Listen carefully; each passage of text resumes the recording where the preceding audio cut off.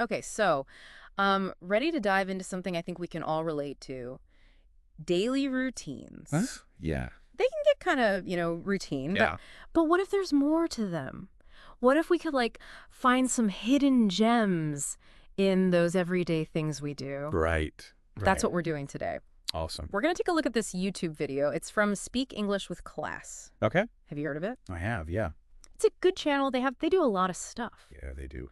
But they have this one podcast episode, and there's Jennifer, she's a student, and then there's Daniel, Yeah. and he's like a working professional. Okay. And they're just chatting about their routines. Oh, cool. So we can see like two different perspectives. Totally. And to make things even more interesting, they have a vocabulary expert, Crystal, who's like jumping in and explaining things along the way. Oh, so it's like a language lesson and a deep dive into routines. Exactly. I thought it Nice. was really cool. So, where should we start? Let's start with mornings.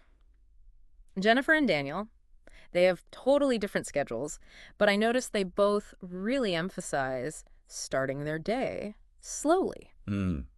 There's definitely something to be said for easing into the day, you know, not just like jolting awake. Right. Like Jennifer mentioned, she does some stretching, Yeah. And like breathing exercises. which makes a lot of sense. I mean, it's almost like she's preparing, like priming her body and mind. Yeah. Yeah, totally.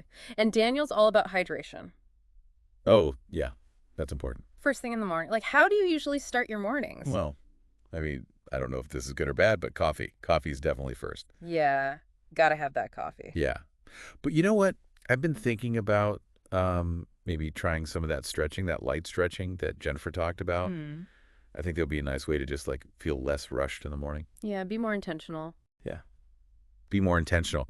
You know, I also noticed that both Jennifer and Daniel, they check their emails or their to-do list pretty early on. Oh, that's interesting. I didn't even think about that. Yeah, it's like they're taking control of their day, before things get too crazy. Before the chaos hits. Exactly. And actually, Crystal, the vocabulary expert, she jumps in to explain like what a to-do list is for English language learners. Oh, right, right. And I was kind of glad she did because honestly, sometimes my to-do list is more like a to-do novel. Oh my gosh, yes. Me too. It's like never ending. It's overwhelming. But she also said that even just having a short list and like reviewing it every day, it can actually make a big difference in how we feel. I think that's crucial. Yeah. Because it's not about having every single little thing written down. Yeah. It's more about just having a clear focus for the day. Yeah. Like, what are the top things I need to get done? Exactly. And it's that feeling of accomplishment, as you check things off, it can really boost your motivation. Yeah. I like that. They also both talked about having a light breakfast, Mm. which Crystal explained basically means choosing foods that like give you energy but don't, weigh you down. Yeah. Yeah. Do you find that like what you eat for breakfast affects your energy level throughout the day? Oh, absolutely. There are definitely some mornings where I go a little overboard with breakfast and I just end up feeling sluggish. Yeah. So I'm definitely thinking I want to try some lighter options, maybe even some of Daniel's hydration strategies. That's a good idea. Speaking of energy slumps though, can we talk about afternoons? Oh, yes. Is it just me or does everyone hit a wall after lunch? The afternoon slump is real. It's so real. It's so real. Yeah. It's interesting to see how Jennifer and Daniel deal with it. Jennifer, being a student, she uses this one step at a time approach, Mm-hmm. especially when she has like a lot of studying to do. I love that approach. It's like breaking down those giant tasks into like manageable chunks. Right. It reminds me of that productivity technique. Oh, yeah. It's called chunking. Have you ever heard of it? Absolutely. It's all about making things feel less overwhelming, Yes. And even though Daniel's in a professional setting, he still finds ways to incorporate that same principle. Interesting. Instead of trying to do everything at once, he focuses on like knocking out his most important tasks Uh-huh. when he feels like he's most productive. Okay. And Crystal actually explains that, knockout in this context means to complete something, like Oh, yeah. efficiently and effectively. Boom. It's like that feeling. Boom. Yeah. Done. Yeah. But it's funny. They both also emphasized the importance of taking breaks, Yeah. which is something I'm constantly trying to get better at. Oh, me too.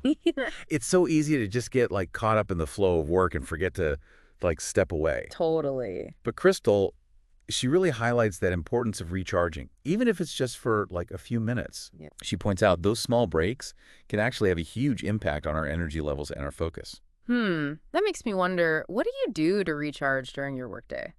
I'll admit, I tend to power through sometimes, Yeah. which I know isn't the best, you know? Right. But hearing Jennifer and Daniel talk about their routines is really making me rethink things a little bit. Yeah. How about you? What are some of your go-to ways to recharge? I'm a big believer in like stepping away from the desk, Yeah. just getting a change of scenery, Yeah. even if it's just for, 5 minutes, going for a walk. Mm-hmm. It really helps. Clears my head, Yeah. kind of boosts my creativity. Yeah, so But it's not all about the afternoon slump, right? Right. Jennifer and Daniel, they also talk about their evening routines. Yeah. And I don't know, I noticed a shift in tone when they start talking about the evenings. It's like the whole vibe gets more relaxed. Exactly. It's like they're very intentional about moving from work mode to like rest mode. Totally, yeah. Yeah. Like Jennifer, for instance, Yeah. she mentioned she likes to take walks after dinner Yeah. or do some light stretching. Yeah. Yeah. And Daniel, he unwinds with music. Yeah. It's cool to see how these simple activities Yeah. can really signal to our minds and bodies that, okay, it's time to slow down. Yeah, to shift gears. Yeah, to shift gears a little bit. What really stood out to me was their emphasis on a consistent bedtime. Oh, yeah.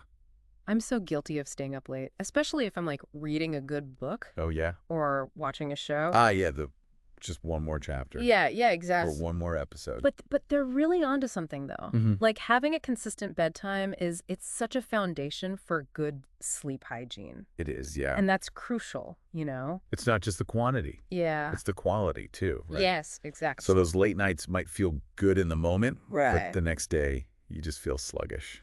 Ugh, yeah, you pay for it. You pay for it later. And Crystal, she really explains the word unwind. Okay. Basically, it means to just release stress. Right, yeah. Jennifer and Daniel have different methods, but it's all about that same goal. Mhm. You know, finding that calm and relaxation. Yeah. It makes me think about what really helps me unwind at the end of the day. Sometimes it's a bath. Sometimes it's just curling up with a good book. Yeah, yeah. There are lots of different ways to do it. I think that's a great point. It's about finding what works for you, what helps you shed that stress Mm-hmm. and move into that more restful state of mind. Yeah, yeah. Speaking of transitions, I love how Daniel talks about his evening routine as hitting the reset button. Oh, yeah. He was talking about simple things like brushing his teeth, washing his face. Right. But it's such a powerful analogy. It is. It's like saying, okay, that was today, but tomorrow's a fresh start. Exactly. Even those small actions can really make a difference. Yeah. And it ties into what we were talking about earlier, that intentionality, Mm-hmm, mm-hmm. Creating routines that actually support our well-being. Exactly. So we've explored Jennifer and Daniel's routines from their energized mornings to their more tranquil evenings. Yeah, And I think there's a lot to learn here. definitely. But what would you say is like the most important thing listeners can take away from all of this? Like what's the one thing they should remember as they think about their own routines? Well, I think the biggest takeaway is that there's really no one-size-fits-all approach to routines. Yeah. What works for Jennifer and Daniel might not work for everybody. Right. Their routine is a great starting point. Yeah. The magic really happens when you customize it. So it's less about copying what they do and more about finding what works for you. Exactly. It's about experimenting, trying new things, figuring out what makes you feel your best. Maybe you need a longer morning routine, Yeah. or maybe your ideal evening routine involves something totally different from what they were talking about. Right. The key is to be intentional and to listen to what you need. I love that. It takes the pressure off. Yeah. It's not about following some rigid set of rules. Yeah, It's about creating a routine that actually works for your life, for your goals. exactly. Yeah, and remember routines, they can evolve. Oh, absolutely. What works for you today might need some tweaking down the road. Yeah.